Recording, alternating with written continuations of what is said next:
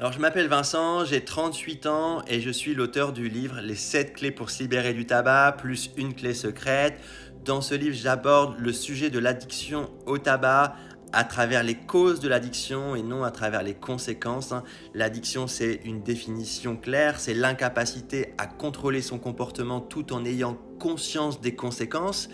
Et dans notre société, on aborde le sujet du tabac à travers les conséquences, qui est très culpabilisant pour le fumeur parce qu'il les connaît, ces conséquences, et c'est pas pour ça qu'il arrive à réussir à arrêter de fumer, parce que en réalité, c'est qu'il ne connaît pas les causes, les raisons qui le poussent à fumer. Et pour moi, c'est indispensable en fait de traiter le sujet de l'addiction à travers les causes. Donc c'est pour ça que le livre en fait reprend les mécanismes de l'addiction à travers les 3 dépendances, physique, comportementale et psychologique, mais surtout comment une industrie utilise les mécanismes de l'addiction pour faire son business. J'aborde également tous les conflits d'intérêts qui existent autour de ce business du tabac.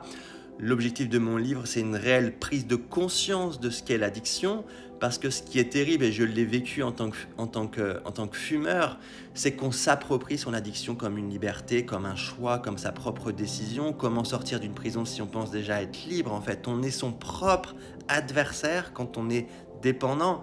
Et c'est ce qui est terrible. En fait, on est tellement aveuglé par cette addiction qu'on n'a même pas envie d'en sortir. Et c'est ce qui rend ce piège terrible, mais aussi passionnant. Et donc, à travers ce livre, en fait, l'idée, c'est de donner une réelle prise de conscience au lecteur pour qu'il puisse voir les chaînes invisibles qui le retiennent dans sa relation avec la cigarette, pour lui donner les clés pour s'en libérer. Donc voilà, c'est vraiment un livre qui traite le sujet d'une manière totalement différente par rapport à ce qu'un médecin pourrait aborder. En fait, un médecin, lui, va vouloir protéger les poumons de son patient. L'idée du livre, là, c'est vraiment d'aider le fumeur à se défaire physiquement, comportementalement, psychologiquement et même intellectuellement de sa relation avec le tabac.